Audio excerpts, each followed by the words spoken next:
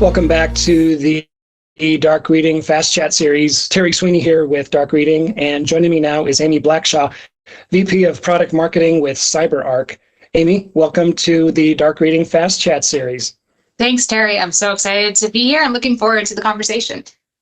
Well, we have a lot of ground to cover. Not surprisingly, AI will be sort of the circle around that we pivot here, but it's, of course, helping developers create code faster. It's also just really unleashing the creation of chatbot identities as well. Machine identities seem to be proliferating much faster than human identities. Can you talk about the challenges around security with machine identities and how AI can help there? Sure. Yes, absolutely. And 100% aligned. We see through digital transformation, the continued cloud migrations we're seeing, AI innovation to help coders, as you mentioned, are absolutely driving new machine identities. And of course, we know human identities continue to grow. But what our data shows is that machine to human identities are about 40-1. So it's fully outpacing the amount of human identities we have. And quite honestly, a lot of organizations don't even understand how many machine identities they have. So specifically, as you asked, this AI transformation and cloud computing continue to push forward this growth of machine identities. And when we talk about machine identities, we're talking about workloads, codes, application, containers. And this is driving the need to secure them, obviously, because these machine identities need to be discovered, they need to be managed, secured, automated, because their communications and connections need to be safe. So we're seeing a lot of organizations recognize this and making sure that not only are we putting our effort, our resources, our funding around human identities, but also making sure that we're including machine identities. And for those listeners who maybe missed some news that we announced about 2-3 weeks ago, the intent to acquire Venafi, which was really the founder, the pioneer in machine identity management. And so, exactly what we see from the market and our customers driving the need to do this holistically is really where we're so excited to join forces with Venafi and start bringing together that machine identity management along identity security. Well, in other recent news, CyberArk also recently unveiled Cora AI, which, if I'm understanding right, is a central hub of identity security focused AI capabilities. That's a mouthful. But walk us through how this goes about actually protecting this proliferation of both machine and human identities that you referred to. Yeah, absolutely. And you're right. Core AI is what I refer to sort of as the brain behind our identity security platform. And it is providing a plethora of different capabilities around Gen AI, machine learning, anything that's driving this type of feature within the platform, again, around human and non-human machine identity security. And when we launched Core AI, we were really looking around the market. And as you said in your opening, the AI is something that we seem to not be able to not talk about, right? And we looked around at a lot of other identity vendors, and where we saw the biggest thrust of focus and innovation is around sort of this digital assistant journey, right? Every vendor is now having a digital assistant, and that's valuable 100%. And we are also doing that, right? Around efficiency and talking to an assistant to help you in your day-to-day. But we really innovated when it comes to detection and response and how AI can help drive faster time to detection, faster time to remediation, really across the entire CyberArk identity security platform. Lots of excitement, and I can walk you through a couple of the features because we announced a whole bunch of capabilities that Core AI will drive through. That makes sense? Okay, great. So one of the ones that I'm most excited about is around session analysis and detection. So we, create, isolate, and record sessions for our customers within our platform. Previously, before CyberArk Core AI, an admin would need to review hours of recorded web sessions or SSH sessions.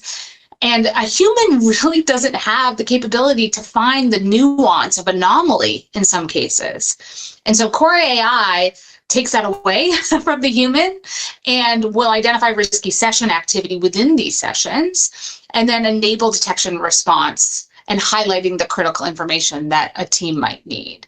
So that is efficiency, but it's far more about security effectiveness within the control already. Another one that I think is very unique and differentiated is on the machine identity side, as you mentioned. So machines use different types of credentials to talk to targeted resources. One of them is secrets. And so through our Secrets Hub capability, Core AI can detect and notify on anomalies within Secrets Manager. So it will alert if there's an unusual or non-compliant access to a secret within, let's say, AWS Secrets Manager, because this could signal identity compromise. And again, it is about efficiency, but it's far more about the effectiveness of your security control and finding that noise in the signal and getting to the core risk, if you will. That's helpful. Let's dig a little deeper though around this whole issue of identity threat detection and response. We certainly love our acronyms in security, don't we? Yes. AKA ITDR. Why should organizations be concerned with this, and more importantly, why should they be implementing actual tools to make it so? Yeah, absolutely. I mean, I think what we talk a lot about CyberArk, obviously we're the pioneer and founder of PAM, Privileged Access Management. And over the past 25 years, we have continued to expand our capabilities outside of PAM into access management, into governance and lifecycle and compliance, and into identity security. And one of the things that we've noted is that there still remains these silos in the market of standalone access management vendors, of standalone PAM vendors, standalone IGA. And we believe that state has created the need for something like ITDR, right? Because they're siloed, they're fragmented, they don't speak to one another. They're not necessarily built for security. They're built perhaps for management and operational considerations. And so for us at CyberArk, with the identity security platform, we break down those silos and say we have capabilities across those silos, and we pull them together with the security at the center. And when we talk about ITDR, there are a lot of vendors out there today, that are ITDR vendors. We believe that ITDR is a capability, and it's a capability that should be delivered from an identity security platform. It's not yet another standalone silo. And because of that, we also believe that ITDR needs to do far more than just monitoring vendor infrastructure or be limited to monitoring Active Directory. It needs to look across all identities. We started talking about machines. We can't ignore machines. To be able to detect identity risk and then take automated response when the organization wants automated response. And we know a lot of people are saying, no, I want to know before the response actually happens, right? So being able to be flexible through policy and align to what organizations are looking to do to minimize their risk tolerance. So that was a long answer to a pretty simple question, but I think it's important because some of our research, we just launched a threat research report last month, and it showed, not surprisingly, that 100% of organizations indicated that they're going to prioritize new tools and technologies in the next 12 months. I can't imagine being a CISO and looking at the noise in the market and so get another tool just doesn't make sense, right? We believe it needs to come from your identity security provider. And topping that list that I mentioned in our research was ITDR. So we're going to continue to see this push. And we, again, believe that we're going to deliver those right capabilities driven by AI for our customers. So they don't need to tack on yet another vendor's approach or a vendor's tool to solve identity security issues. No, I think it's spot on. I mean, the bad actors have shown they're quite interested in identity information. It's become it's that crack in the door that lets them into the rest of the network. So you're preaching to the converted here. Yeah, exactly. Um, Once companies have an ITDR strategy, is everything cool in the motor pool at that point? I don't think this is really set and forget, is it? No. Imagine that. Wouldn't that be nice if we, finally found that silver bullet and said, once you do this, you're fine. But the reality of our situation, and you called it out correctly, is that because identity continues to be the vector for attackers to get into organizations so that they can laterally move until they become the actual privileged identity, right? We see this time and time again, is that it needs to be a layered approach. And I think what's been really interesting, right? I've spent the past over 15 years in cybersecurity, spent a big chunk of that on detection and response capabilities, sort of the tools that live within the SOC, SIM, EDR, XDR, UEBA, all of the SOC tools, which might have had a mindset of, it doesn't matter what control you put into place because it's all going to be for naught because the attacker's going to get in, over, around, through it. So you better have best-in-class detection and response, almost poo-pooing on controls. Where I think we are now is like, of course you need detection and response. Of course you need to be ready for that 1% that doesn't get stopped. But you better invest in best control around your identity because that's the new perimeter, right? And so this is where I do think having this layered approach of making sure it's not just about MFA, SSO. I mean, those are like commoditized table stakes. You need to be looking at the endpoint. You need to be ensuring that the endpoint has least privilege and that it is being protected from, if and when an attacker gets to it, they shut off the EDR, which we know can happen, right? So you need to make sure you're fortifying the endpoint. The browser is a major open place where post-authentication attacks are occurring. They don't even care about their user credentials. They're just going to steal the cookies post-authentication. So you need to be making sure you're looking at that browser.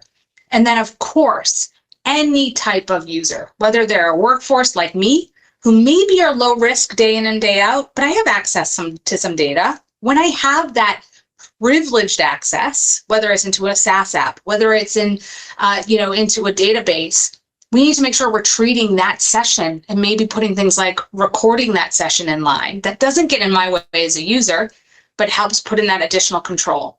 And then when you talk about IT and developer, making sure that you have the right level of privilege control, like just-in-time access with zero standing privilege, so that when they're going into AWS or Azure or GCP, they don't have always on standing entitlement, which is just, welcoming an attacker in to some of the most important data that organizations have. So again, a long answer, but the answer is no, you're not all set. You just have ITDR. You need lots of control. But I think what is important is being able to do it from a platform that enables you to right size it to the type of user, their workforce, if they're IT, if they're a coder, if they're a machine, so that you're enabling to do their work at their risk level and their complexity of access without getting in their way.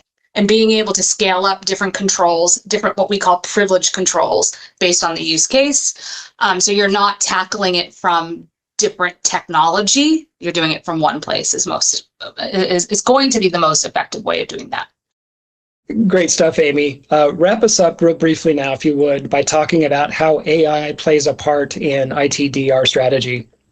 Yeah, absolutely. I mean, I think we have this conversation internally a lot because AI is one way ITDR can detect anomalous or high-risk activity across these identities, but it's not the only way, right? So Core AI here drives our AI machine learning capabilities around ITDR.